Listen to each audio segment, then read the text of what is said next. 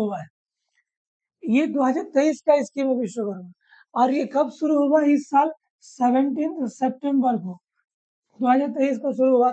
इस बार 17 सितंबर को विश्वकर्मा जयंती था, तो इसीलिए दिल्ली में नरेंद्र मोदी ने इनका शुरुआत किया।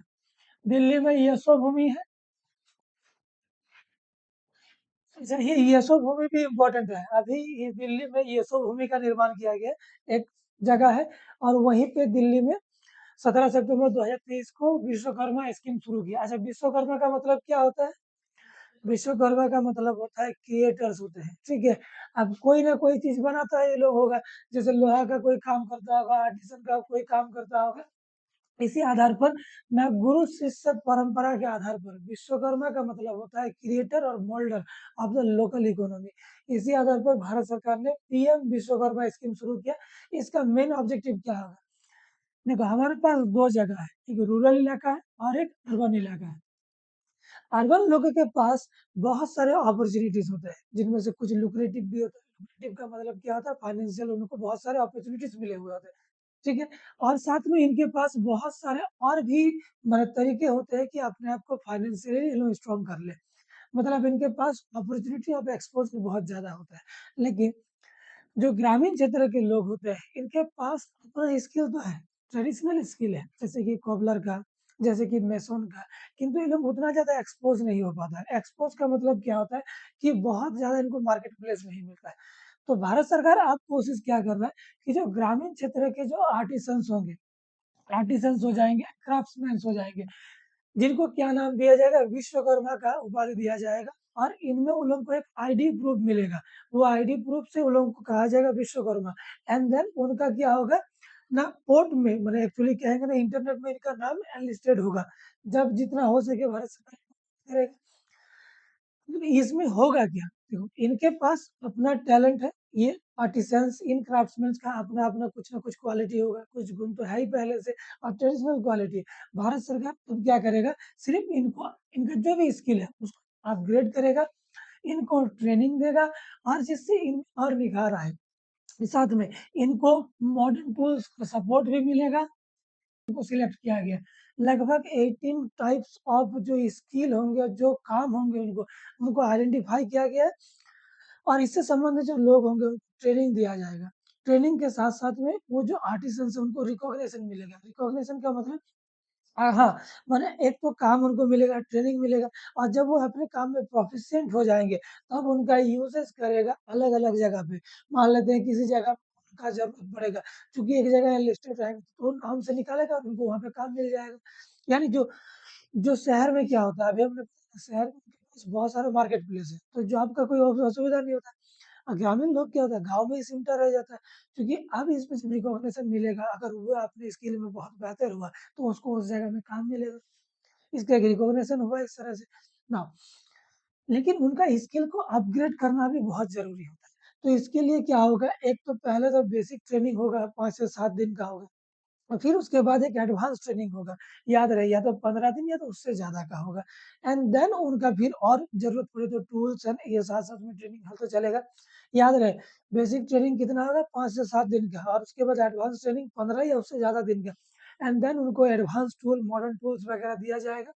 साथ में अब वे लोग अपना जो काम होगा, चाहे वो अपना, देखो यहाँ पे ज़रूरी नहीं कि सब मेसन्स ही हो। मेसन का मतलब हम लोग समझ रहे हैं घर बनाने का मिस्त्री। और भी अलग-अलग प्रकार के यहाँ पे काम होगा। इसीलिए ज़रूरी होता है हर बिज़नेस के लिए क्या चीज़? पैसा। सो ये जो हमारे पास जो लोकल आर्टिसन्स होंगे, जो हमारे पास क्राफ्ट्समैन होंगे, उनको पीएम विश्वकर्मा स्कीम के तहत क्या होगा? कोलेटरल फ्री लोन मिलेगा। कोलेटरल फ्री लोन का मतलब क्या होगा? उनको कोई चीज़ गिरवी नहीं रखना होगा। उनको आराम से लोन मिल जाएगा, बहुत ज़्यादा अमाउंट का नहीं मिलेगा, पर जितना बिज़नेस को चलाने के लिए ज़रूरत है, उतना मिल जाएगा। नाउ, साथ में इसमें डिजिटल ट्रांज़ैक्शन को बढ़ावा देगा, एंड ये क्या करेगा ना, ये जो लोकल आर्टिसंस एंड क्राफ्ट्समैनशिप है, इसको बढ़ावा मिलेगा, एम्पावरमेंट मिलेगा। नाउ, ये एक प्लेटफ़ॉर्म करेगा, जिससे क्या होगा, प्रमोशन एंड मार्केट लिंकेज का काम भी करेगा। जो हम लोगों ने अभी समझा कि इन लोगों का काम को एक प्रसिद्धि मिलेगा, एक पहचान मिलेगा, एक मार्केट एक्सपोज़र मिलेगा, एंड देन इनको रोज़गार मिलेगा, जॉब्स मिलेगा। इसीलिए पीएम विश्वकर्मा योजना लॉन्च किया गया। अच्छा, ऐसा नहीं है कि आर्टिसंस एंड क्राफ्ट्समैन के लिए ये एकमात्र स्कीम है, ऐसा कुछ नहीं। इससे पहले भी बहुत सारी स्कीम्स है और इसीलिए ये ज़रूरी है कि मान लो अगर इससे पहले 2 स्कीम को छोड़ दिया जाए, पीएम एक तो निधि स्कीम है और एक स्कीम को छोड़ दिया पीएम विश्वकर्मा स्कीम जो है लोकल आर्टिसन, लोकल क्राफ्ट्समैनशिप को बढ़ावा देने, अपलिफ्ट करने, कोलैटरल लिक्विडिटी लोन देने और उनका अपग्रेडेशन करने, एम्पावरमेंट करने के लिए स्कीम लाया गया। अब इसमें फंड कहाँ से आएगा और इसका ड्यूरेशन क्या होगा? ये एक्चुअली क्या है, सेंट्रल सेक्टर स्कीम है। अच्छा, सेंट्रल सेक्टर स्कीम का मतलब क्या होगा? पूरा पैसा भारत सरकार का होगा। इसमें राज्य सरकार का सिर्फ 3 रोल होगा, स्टेट गवर्नमेंट का एंड साथ में यूनियन टेरिटरीज का। यानी जो राज्य सरकार होंगे एंड साथ में यूनियन टेरिटरीज जो होंगे, उनका काम 3 ठो होगा। सबसे पहला काम होगा इम्प्लीमेंट करना। पहला काम क्या होगा? इम्प्लीमेंट करना। सेकंड इसका काम हो जाएगा मॉनिटरिंग करना। एंड थर्ड सबसे इम्पोर्टेंट बात होगा कि हम ये स्कीम किनको देंगे, ये बात हमको क्लियर करना होगा। और इसके लिए जो बेनिफिशियरीज होंगे, बेनिफिशियरीज जो होंगे हमारे पास, जो बेनिफिशियरीज होंगे या फिर जैसे फायदा उठाने वाले लोग होंगे, उनका आइडेंटिफिकेशन भी स्टेट गवर्नमेंट को ही करना है। यानी स्टेट गवर्नमेंट्स यानी यूनियन टेरिटरी का काम क्या होगा? पहले तो बेनिफिशियरी कौन है पता करो, फिर उसको इम्प्लीमेंट करो। अरे इम्प्लीमेंट सही ढंग से हो रहा है कि नहीं, ये मॉनिटरिंग का काम भी कौन करेगा? ना स्टेट और यूनियन टेरिटरीज करेंगे। ये टोटल हमारे पास 13,000 करोड़ का स्कीम है। और इसमें जो हमारे पास इसको इम्प्लीमेंट कौन कौन करेगा? इसमें मेन इम्प्लीमेंटिंग हमारे पास जो बॉडीज है वो 3 है। एक है एमएसएमई है, एक है एमएसडीई है और एक है एमओएफ है। ये 3 हमारे पास मिनिस्ट्री है जो इस स्कीम को लागू करेगा। एमएसएमई का मतलब होता है micro small medium enterprises ministry. अच्छा, एमओ का मतलब मिनिस्ट्री ऑफ, याद रहे, ministry of micro small medium enterprises. ये एमएसडी का मतलब ministry of skill development entrepreneurship होगा। एंड एमओएफ का मतलब मिनिस्ट्री या फिर डिपार्टमेंट ऑफ फाइनेंशियल सर्विसेज, जो कि मिनिस्ट्री ऑफ फाइनेंस के अंडर में आता है। ये 3 हमारे पास होगा और एग्जाम पर्सपेक्टिव में यही सबसे इम्पोर्टेंट कि इसको कौन मिनिस्ट्रीज हम लोग का इम्प्लीमेंट करने वाला है। तो एमएसएमई है, एमएसडी है, एमओएफ है, याद रहे ये बात। लेकिन कोई एक जो होगा इसका मेन काम और फंक्शन ही देखेगा, जिसको नोडल मिनिस्ट्री कहा जाता है। वो कौन है हमारे पास? एमएसएमई है, याद रहे। अच्छा, एमएसएमई मतलब micro small and medium enterprises. हम इकोनॉमिक्स में पढ़े थे, सबसे ज्यादा जॉब क्रिएशन कहाँ होता है? माइक्रो और स्मॉल इंटरप्राइजेस में होता है। ये नोडल एजेंसी है, ये याद रहे। नाउ ये जो हमारे पास होगा, ये स्कीम ऐसा नहीं कि लाइफ टाइम के लिए होगा। इसका स्कीम का जो टर्म होगा वो 5 साल का होगा। 5 ईयर पीरियड होगा, जो करीबन कहाँ तक चलेगा? 2027 2028 तक का ये योजना है। मतलब ये स्कीम लगभग 5 साल के लिए होगा। इस 22-23 फाइनेंशियल ईयर से शुरू हुआ है एंड इसके बाद वो चलेगा 23 में आया, 23-24 के हिसाब से चलेगा और 27-28 तक ये दौड़ेगा, है ना? सो ये 13,000 वगैरह इसको याद रखो। हाँ जी। नहीं, ये नोडल मिनिस्ट्री है। ये जो है ना, ये अंडर में मिनिस्ट्री ऑफ फाइनेंस के अंडर में देखो, जो हम लोग के जो मिनिस्ट्री होता है, जैसे कि एजुकेशन मिनिस्ट्री हो गया, वो एक हो गया, लेकिन अब उसमें हमारे पास एचआरडी आएगा, मतलब ह्यूमन रिसोर्स डेवलपमेंट। हालांकि अभी तो वो मिनिस्ट्री ऑफ एजुकेशन हो गया, एक हायरार्की होता है। तो वैसे ही मिनिस्ट्री ऑफ फाइनेंस के अंडर में आता है department of financial service and then इसके अंदर कुछ सेक्रेटरीज वगैरह आते हैं, फिर वही लोग काम आगे बढ़ाता है। और जो आईएएस ऑफिसर सब जब या फिर इकोनॉमिक सर्विस के ऑफिसर से लोग जो सेक्रेटरी बनता है, तो इन डिपार्टमेंट के सेक्रेटरीज बन जाते हैं, तो वो लोग फिर काम देखते हैं।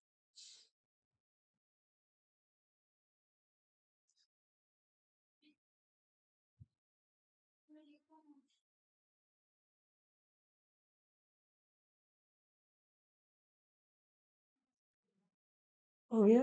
अभी से समझ में आया? हाँ, पीडीएफ तो भेज देंगे, तो लैपटॉप में ग्रुप में भेज देंगे। हाँ, तो ये तो हम तो बोले थे ना, ये सब एक्स्ट्रा चीजें हैं। हाँ, अच्छा अच्छा, नोट है ना। ऑब्जेक्टिव क्या होगा इस स्कीम का? सो मेन ऑब्जेक्टिव्स क्या होंगे? जो हम लोग देखे थे थोड़ा देर पहले। हाँ जी। हाँ पूछो ना। हाँ पूरा पूरी का। हाँ जी। नहीं, यहाँ प्राइवेट का कोई ये नहीं है, पूरी तरह से सेंट्रल गवर्नमेंट फंडेड है। हाँ, अभी मैंने कहा ना, किंतु राज्य यूनियन टेरिटरी इसको लागू करेगा, मॉनिटरिंग करेगा। केंद्र अब सिर्फ पैसा दे देगा, सारी चीजें दे देगा, और बाकी जिम्मेदारी अब राज्य और यूनियन टेरिटरी का होगा। ओके। हाँ, ये सब हम लोग कर देखे थे, ये सब हम लोग को क्या देगा?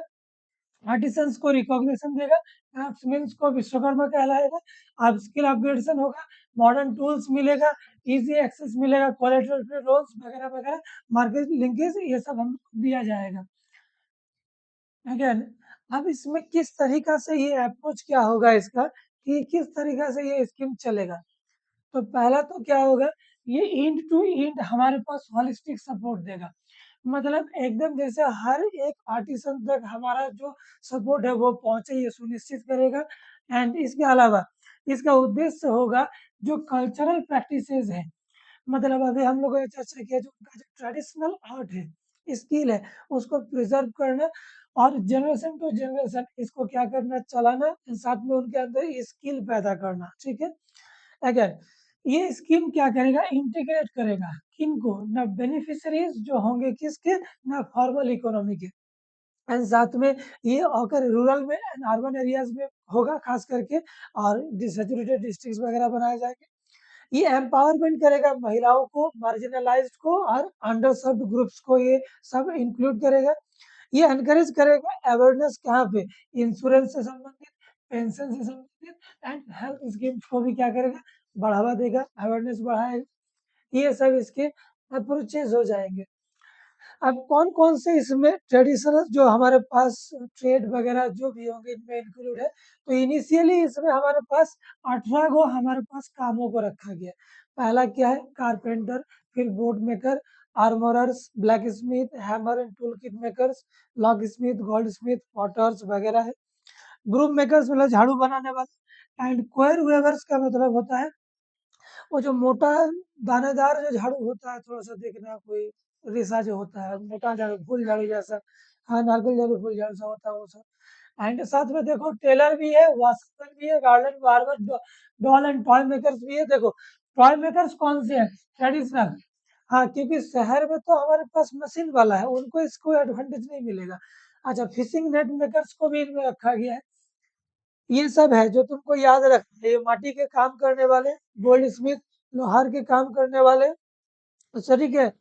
गोल्ड स्मिथ का मतलब सोना का जो कारीगरी पे काम करता है, बाकी लॉक स्मिथ का मतलब ताला चाबी का। आर्बरस का मतलब जो टूल्स वगैरह हथियार बनाता है, जैसे छेनी वगैरह कुछ बना दिया, सो वो सब छीनी वगैरह सब बना। स्कल्पटर्स का मतलब जो पत्थर काट करके नक्काशी करता है, ज्यादातर केस में। और कब सब लोग समझ सकते हैं, मुची जिसको कहते हैं। सो बार्बर्स हो गया हमारे पास, गार्लैंड मेकर्स का मतलब जो होता है, हाँ, जो फूलों का काम वगैरह करता है, एंड साथ में उसके संबंधित है। खैर, तो ये देख लेना। अब इसके बाद हमारे पास होगा ये जो विश्वकर्मा स्कीम में एलिजिबल कौन लोग हैं, और इसका क्या हो जाएगा, बेनिफिट क्या होगा। तो सबसे पहले देखो, आपका मिनिमम एज क्या होना चाहिए, 18 साल होना ही चाहिए, ये पहला क्राइटेरिया होगा।